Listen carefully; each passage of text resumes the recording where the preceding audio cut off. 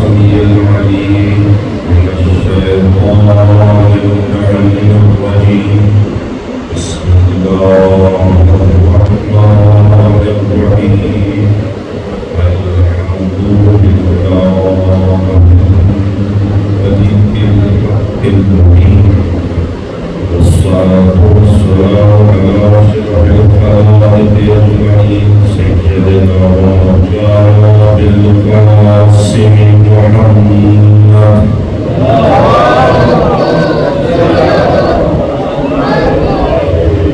وعلى أهل بيته الطيبين الطاهرين المعصومين المظلومين، ولعنة الدائمة على أعدائهم أجمعين.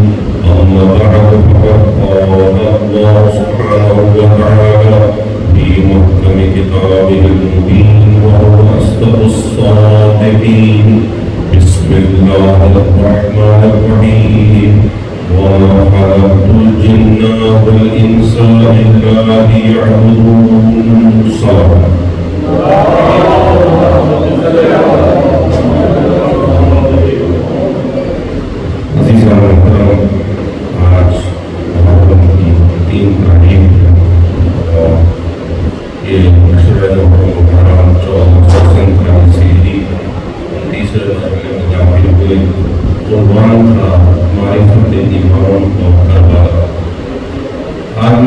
سرنامہ کلام میں سورہ زاریات کی آیت پڑھ دی. میں نے 2 دن میں مسلسل سورۃ العصر کی تلاوت کرتا رہا.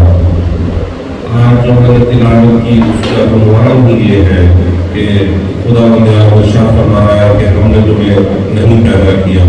وما خلقت الجن والانس، ہم نے جنوں کو نہیں پیدا کیا اور انسانوں کو نہیں پیدا کیا مگر یہ کہ وہ میری عبادت کریں. میں نے اپنی عبادت کے لیے دونوں کو پیدا کیا، دونوں کو خلق کیا، جنوں کو اور انسانوں کو. جب اس کی تفصیل میں دیکھا عبادت کیا ہے، عبادت آپ سمجھتے ہیں نماز عبادت ہے، روزہ عبادت ہے، حج عبادت ہے، زکوٰۃ عبادت ہے، خمس عبادت ہے، جہاد عبادت ہے، نیک کام کرنا عبادت ہے، حج پہ جانا عبادت ہے، ہر شے عبادت ہے. اچھے معاملات کرنا عبادت ہے، یتیم کی مدد کرنا عبادت ہے، کسی غریب کی مدد کرنا عبادت ہے. زندگی کا ہر وہ لمحہ جو اس کے لیے گزر جائے وہ عبادت ہے. مگر جب میں نے حضرت سید الشہداء ابو عبداللہ حسین علیہ السلام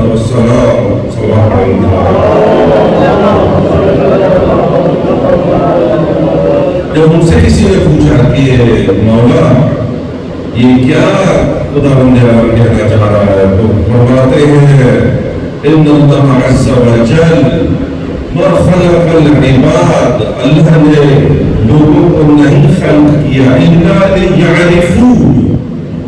کہنا چاہتا ہے کہ عبادت سے مراد معرفت ہے، یعنی اس کی معرفت حاصل کرو، اور حاصل نہیں کرو گے تو عبادت نہیں کر سکتے.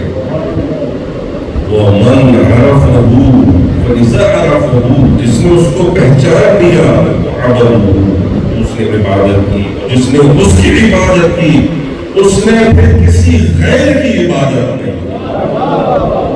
جو اس کی عبادت کرنے لگا اس نے پھر کسی غیر کی عبادت نہیں کی. یہ عبادت قرآنی فلسفہ. مگر ایک مرتبہ ایک روایت یہ بھی ملتی ہے حدیث کی کتابوں میں ہے سنت منابع میں کہ حضرت عائشہ نے ایک مرتبہ دیکھا اپنے بابا کی طرف، تو وہ دیکھ رہے ہیں ٹکٹکی باندھ کر حضرت علی کو. تو جناب ابو بکر سے پوچھا حضرت عائشہ نے کہ بابا کیوں دیکھ رہے ہیں بابا علی کو؟ تو کہا کہ میں نے رسول سے سنا النظر الی وجه علی عبادت،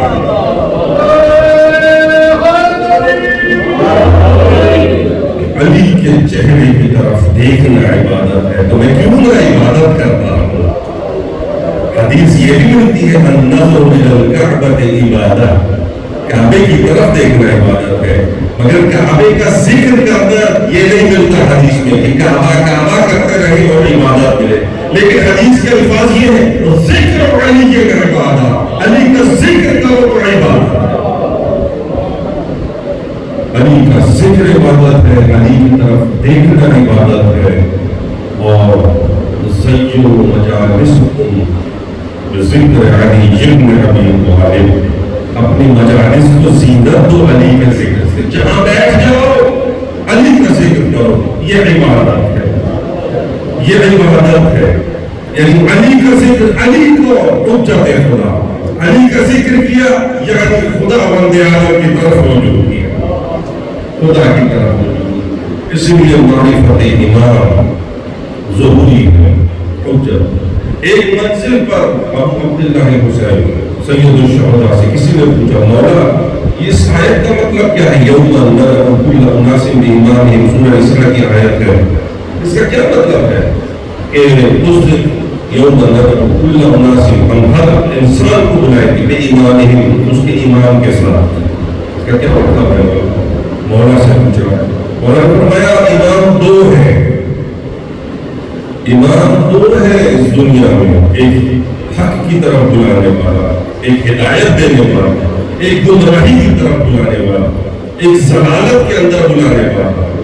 تو جو حق کی طرف بلانے والا ہے وَفَرِيقٌ فِي الْجَنَّةِ وَفَرِيقٌ فِي السَّعِيرِ، قرآن کی آیت ہے کہ ایک دعوت دینے والا ہے جنت کی طرف، ایک دعوت دینے والا ہے جہنم کی طرف، یہ دو امام ہیں، فیصلہ تم نے خود کرنا ہے، تجھے کس طرف جانا ہے، یہ دو امام ہیں یوم ندعو۔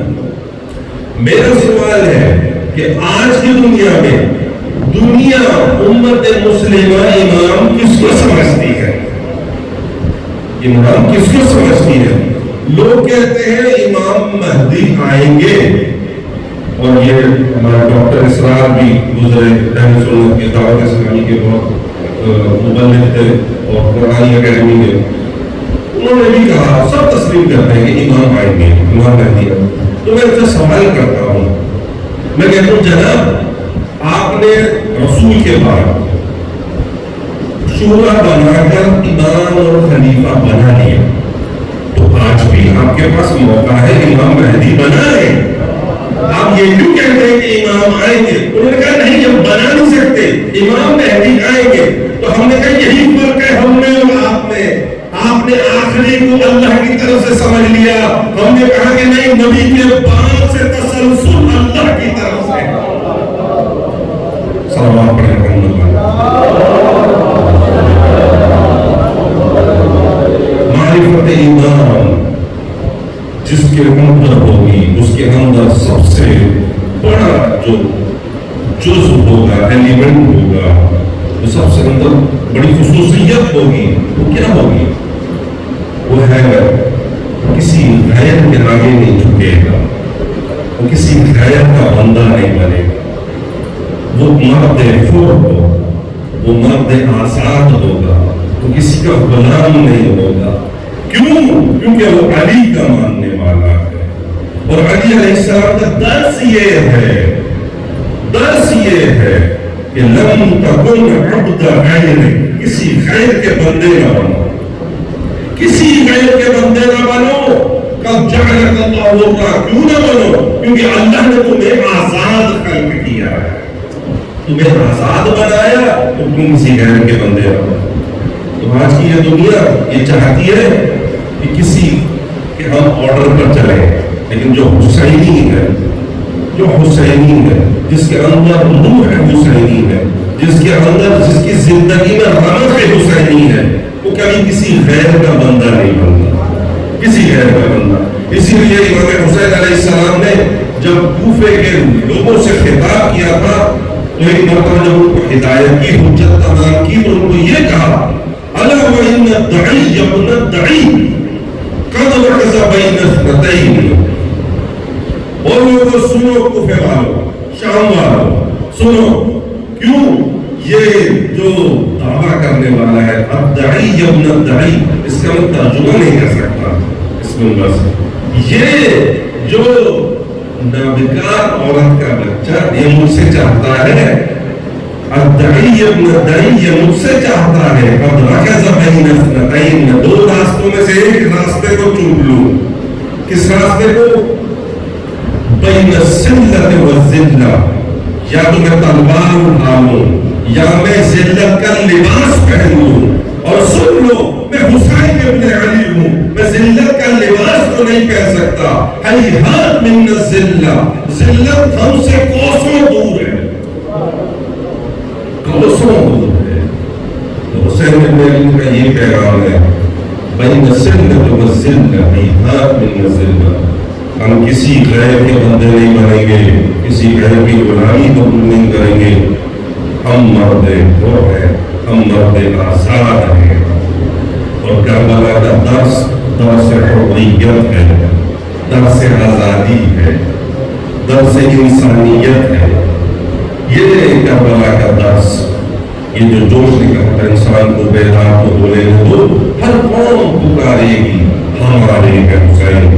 کیوں ہمارے ہے حسین؟ کہ ہر قوم پکارتی ہے کہ جس کے اندر ذرا سی بھی انسانیت ہے, جس کے اندر ذرا سی بھی غیرت ہے, جس کے اندر ذرا سی بھی زندگی کی رونق ہے, وہ یہ چاہتا ہے کہ میں آزاد رہوں, میں کسی غیر کے آگے اپنے آپ کو نہ بیچ دوں. وہ چاہتا ہے, وہ پکارے گا حسین ابن علی کو جو ہے ابو الاحرار, جو احرار کے باپ ہے, جو آزاد لوگوں کے باپ ہے, ابو الاحرار ہے. اسی لیے امام حسین علیہ السلام نے جب خطاب کیا تو وہ جو چار نے میرے شاید کی اس میں زبان میں پڑھوں, امام نے کیا کہا, میرا تو دل تھا تمہارے کردار کی خزاں کو بہا دیتا, میرا تو دل تھا تمہارے کردار کی خزاں کو بہار دیتا. میں خاک جسموں کے خاک چہروں پہ خاک من کے نکھار دیتا. میرا تو دل تھا تمہارے کردار کی خزاں کو بہار دیتا. میں خاک جسموں کے خاک چہروں پہ خاک من کے نکھار دیتا. بس ایک در پہ جھکا کے, بس ایک در پہ جھکا کے در در کا بھار سر سے اتار دیتا. بس ایک در پہ جھکا کے در در کا بھار سر سے اتار دیتا. کسی میں حر جیسا ظرف ہوتا میں اس کی قسمت سنوار دیتا.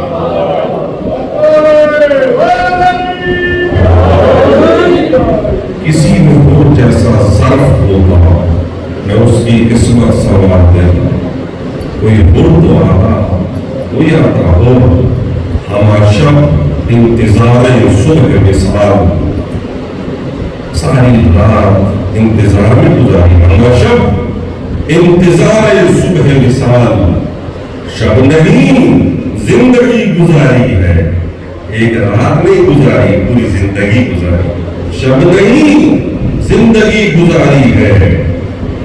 فیصلے کا ہے ایک پل ورنہ, فیصلے کا ہے ایک پل ورنہ. سوچنے کو تو عمر ساری ہے, سوچنے کو تو عمر ساری ہے. اور دو قدم رہ گیا ہے خیمہ شاہ, حر پہ یہ وقت کتنا بھاری ہے. دو قدم رہ گیا ہے خیمہ شاہ, حر پہ یہ وقت کتنا بھاری ہے. تو یہ زندگی صرف فیصلے کا ایک لمحہ ہوتا ہے جس میں انسان فیصلہ کرتا ہے, یا میں ادھر جاؤں گا یا میں ادھر, یا میں یہ چن لوں یا میں یہ چن, یا میرے لیے یہ راہ ہے یا میرے لیے یہ راہ, یا میں حسینی بن جاؤں یا میں یزیدی بن جاؤں. کیونکہ 61 ہجری کے بعد سے کوئی مسلم ہو, کوئی کہیں کا بھی ہو, کوئی اہل سنت ہو, کہیں کا بھی ہو, کسی فرقے کا ہو, کسی مکتب کا ہو, مگر یا تو وہ حسینی مسلمان ہوگا یا وہ یزیدی مسلمان ہوگا. یا وہ حسین کو اپنا امام مانے گا یا وہ یزید کو اپنا امام مانے گا.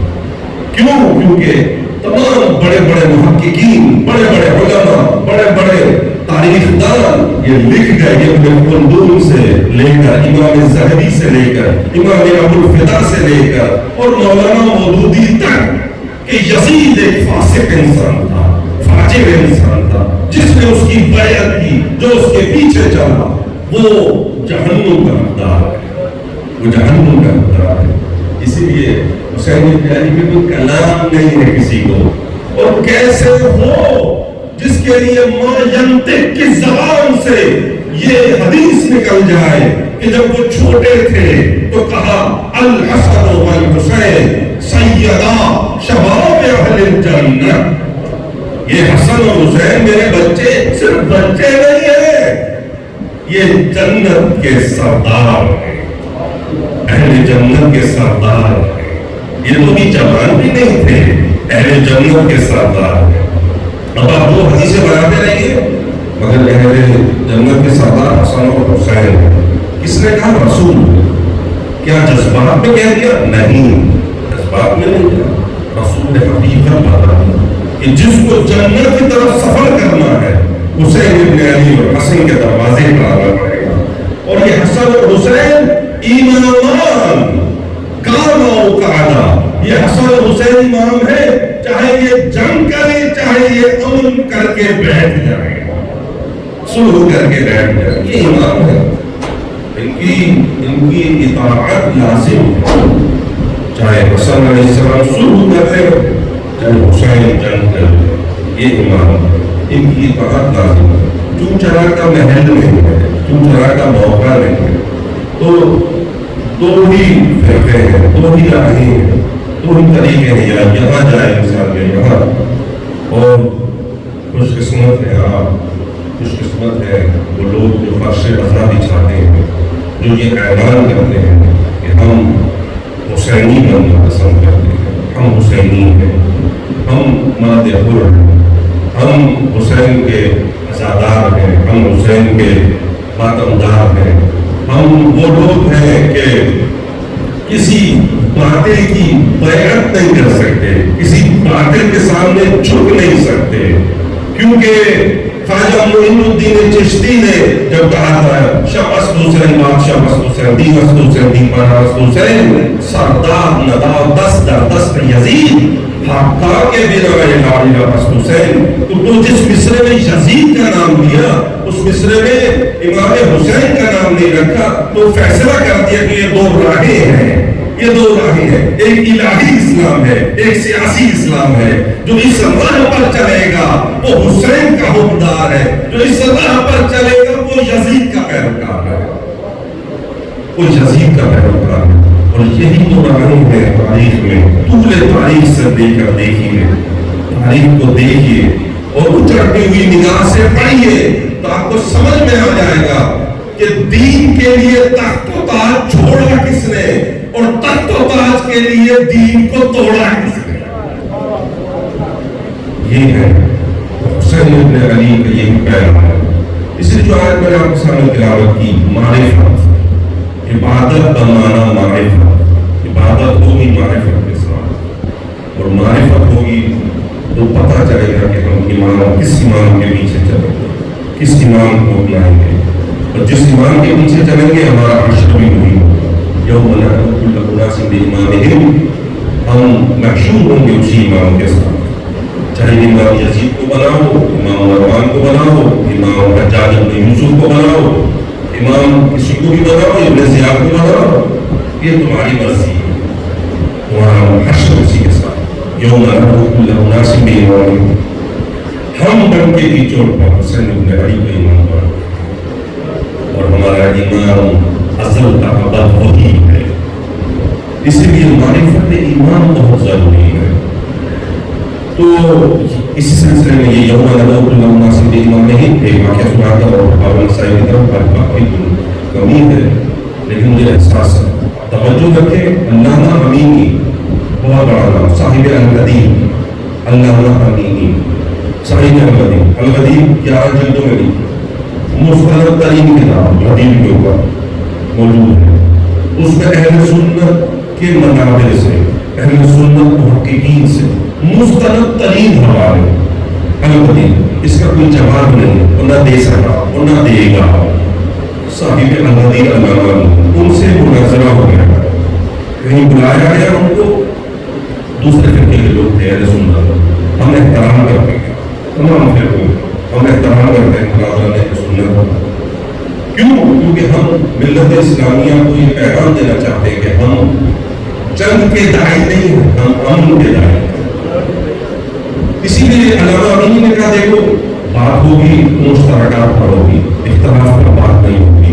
تو جب یہ معاملہ طے پا گیا گئے، اور جب بات چھڑی تو انہوں نے وہاں سے کچھ آوازیں کسی، یعنی کہ کچھ دو چار جملے ایسے ہوئے کہ طنز کے طور پر یا اختلاف نظر پیش کیا گیا۔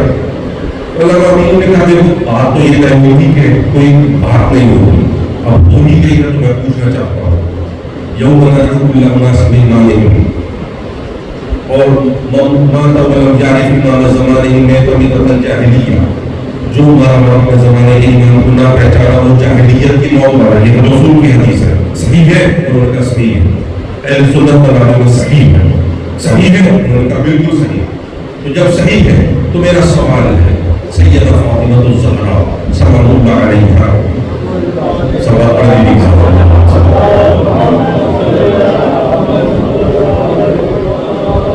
ان کے دور میں جب وہ زندہ تھی وہ کس کو امام مانتی تھی؟ آپ سب چپ، اگر وہ کہہ دیں کہ وہ امام علی کو مانتے تو جھگڑا ہی ختم ہو گیا، جھگڑا ہی ختم ہو گیا۔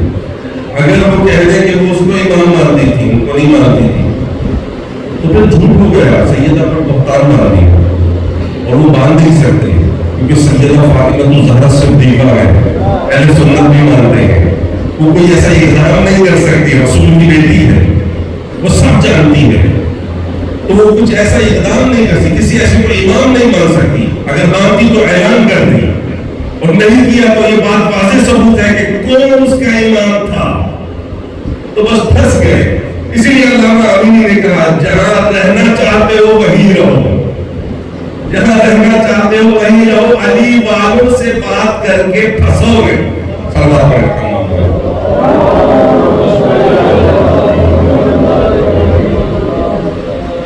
بس عزیز محرم ہے اور حسین ابن علی کا مولود کربلا ہو چکا، اور انسان کتنے مسائل پڑ گئے۔ کل آپ کے سامنے دو محرم کے مسائل پڑھے گئے۔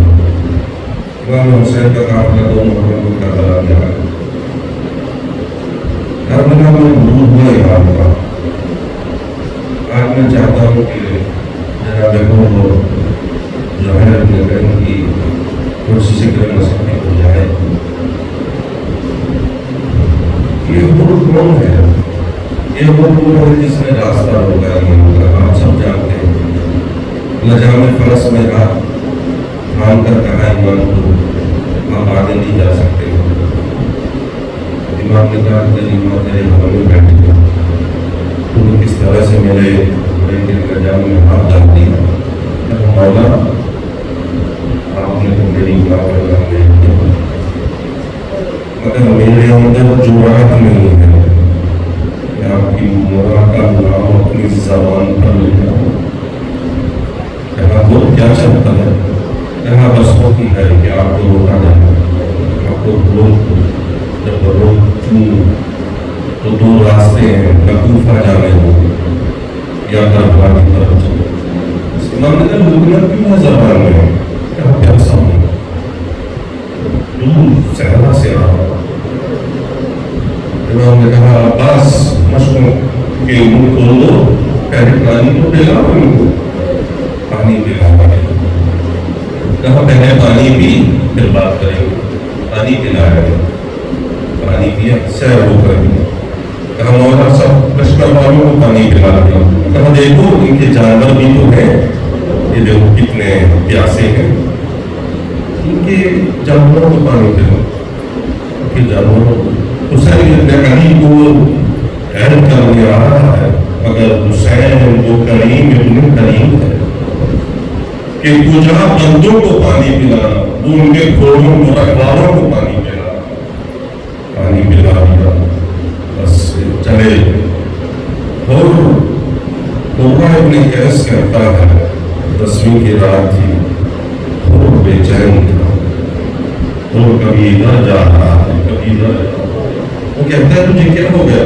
کہا بس اپنے آپ کو بین الجنت والنار، میں جنت اور جہنم میں پا رہا ہوں۔